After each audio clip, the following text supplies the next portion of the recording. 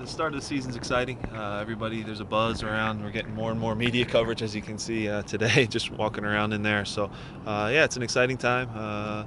Good to get in the warm weather, get on good fields that aren't frozen.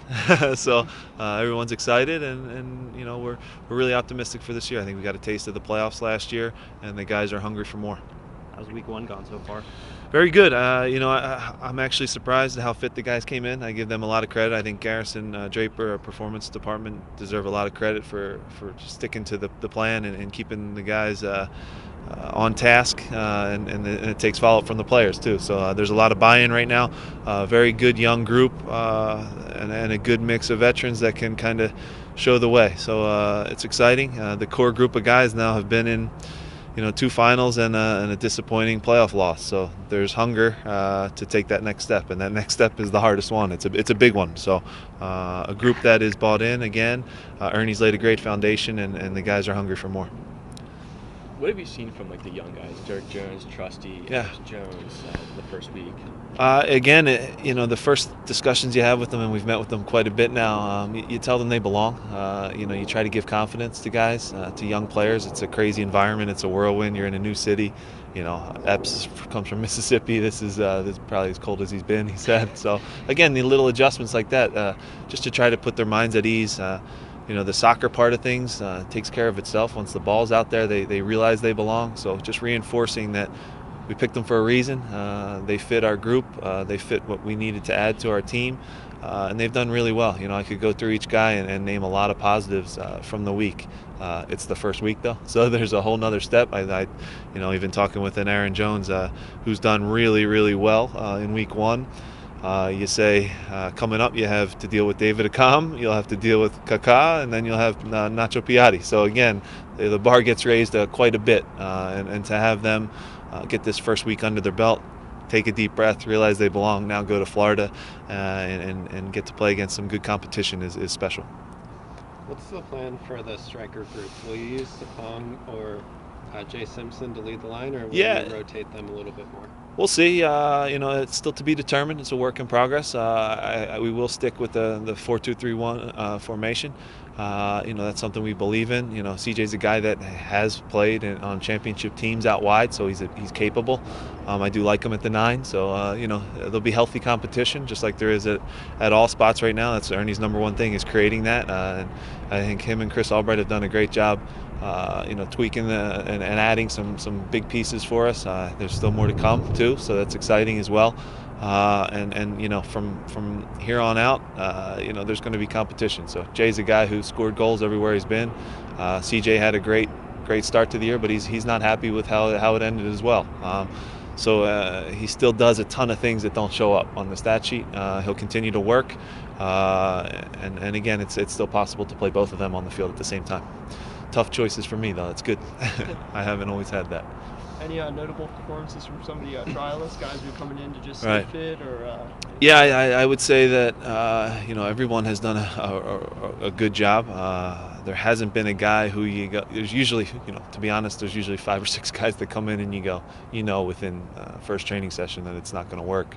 But everybody has done well. Fafa Kakalt adds an element of speed that I can't teach. It's a different level of speed. He can really fly. Comes from a good environment in Germany. Is hungry, and we'll see. Hopefully that's something that can work out. Great player.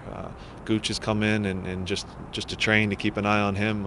His fitness and his movement is we'll just say a lot further along than I anticipated with the layoff that he's had, but impressive and done well with our young guys, just communicating and leading them. So you go through the list, the rookies, I could talk again about each one, and they each have a quality that excites me. There's 21 other teams right now that think they have something special too, so I'm not naive to the fact that the other teams are strong, but I really like where our group is at. Everyone is contributing in a real positive way. And the locker room is tight, and that part of things goes a long way. You look at the whether it's the New Englands of the world, the Patriots, the Spurs in basketball, the Blackhawks have had a little run in hockey, and St. Louis, the teams that are always in baseball, the teams that are always there, they have something special. They have a true identity. They have people that have bought in, and we're not there yet. Don't get me wrong, but you can feel that the culture, the identity of the club is starting to mold, and that's a good thing, and it's powerful because again, we aren't LA. We're not going to spend money like them on DPs or Atlanta the way that they're doing it, bringing in $13 million guys. It's not our model. So we have to find ways to win 11 versus 11 and believe that the group is strong enough and can overcome the superstar players, we'll say. Is everyone here now? Everyone here that'll be here on March 6th? No. So Jay Simpson is still finishing up some visa stuff. Giuliano is here. Just got in today. Had a good talk with him. Excited to get him going. His brother had a tough loss for Liverpool today. We were watching that together. So he's excited. It's a good group. We still probably will add a piece or two. It's not a complete roster. It's still fluid. But the earlier we can get everybody in, which Chris and Ernie have done a great job of doing, and secure them and have them here, the stronger we'll be, because having everyone in preseason together is good. It's not a situation where we're going to have to cut 8 to 10 guys like it's been in the past. We're going with a group that's going to be together from Clearwater to week 1. You mentioned we might be bringing in some more guys to the roster. Yeah. Will we be looking for a starter center back, or what positions are you looking for? Yeah, I mean, we'll see. We know we're not going to give too much away, but we have a plan in place that and some targets that we're close with, and we'll see how that kind of evolves. Again, you're always looking to upgrade every spot. It's no secret, and the season already is underway. We're watching tape just now of Red Bull versus Portland last night in the middle of Arizona. So again, it's you see the pieces they've added, different things, and you try to counter that, and we're a team that's been active in the off season, and then that's going to continue, we'll just say. Keegan gets cut from the team. What do you say to him, and how is he feeling about it? Yeah, he's good. Again, it's a great experience for him to go in with the national team to have a great first year in MLS, to see now that there is another level. When you're playing every training session against Josie, against Zardes, against Agudelo, and having those guys dealing with them 1v1 the whole time it's a big step up, right? I can't really replicate that in training, so it's great for him. I'm sure he got to pick the brain of a Michael Bradley. He had Bedoya there to help him in the times where it got tough. It's not a failure, it's one of those things. Of course he wants to play in the game on Sunday, but at the same time, to get that under his belt, to learn from it. Bruce is a guy who loves his veterans too, so again, I think he gave him his first taste, and you saw the guys that got let go for the most part are your first time younger guys, other than Wando. Again, I think he learned a ton from the experience, and he'll be a better player for it. A couple more for Jim.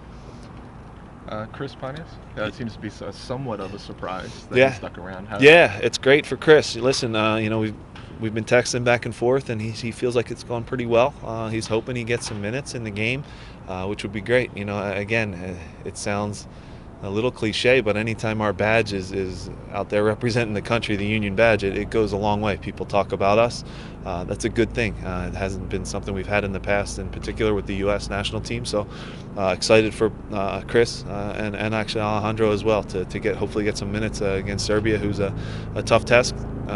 Bruce has to find guys right now, and he did it very smart. He had a meeting with just the head MLS coaches, and he talked about that bond between us and him, and it's important. We need to always be in communication, how our guys are doing, how fit they are, and he really believes in MLS, and he knows he needs these guys in a pretty hostile time, because we are behind the 8 ball in terms of qualifying for the World Cup. So it's a sense of urgency. I think he's going to rely heavily on the experienced guys to get us out of the hole that we're in right now at 0-2.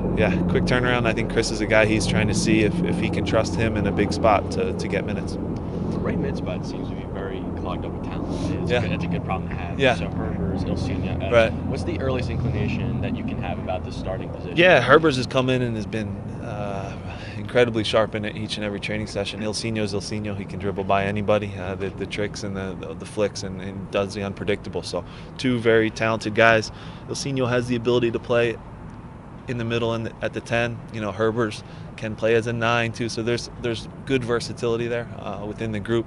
Epps is a 1v1 guy. When he gets 1v1, he's looking to beat you and run by you. He's got good pace too. Still adjusting to the speed of things and getting used to that, but that's normal for a young kid. It's good to have depth. It's good to have multiple guys.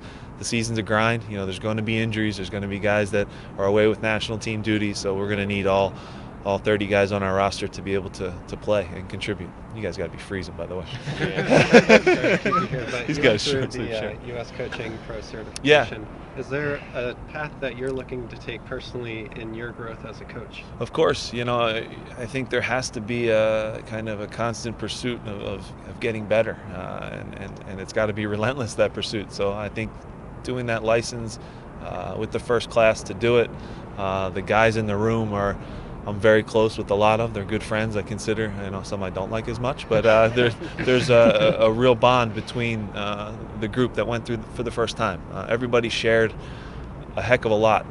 The things that make their days easy, the things that make their days hard. You realize you go through a lot of the same things with each other, whether they're old coaches or myself, the youngest coach. So the sharing of information was incredible. The speakers they had at this pro license that U.S. Soccer puts on now were second to none. I learned a ton. And again, it's a step for me. The players have to get better in the off season, and coaches do too. So I think I've improved a ton as a coach. I think another season under my belt helps a lot. And again, I don't have all the answers, but I'm always trying to get better. And I think that pursuit has to be relentless, just like you guys trying to improve as journalists, writers, whatever it might be. It has to be every day. The people that talk about, I didn't get a chance, that's because you're lazy. So you have to do things. Thanks, Jim. All right, guys.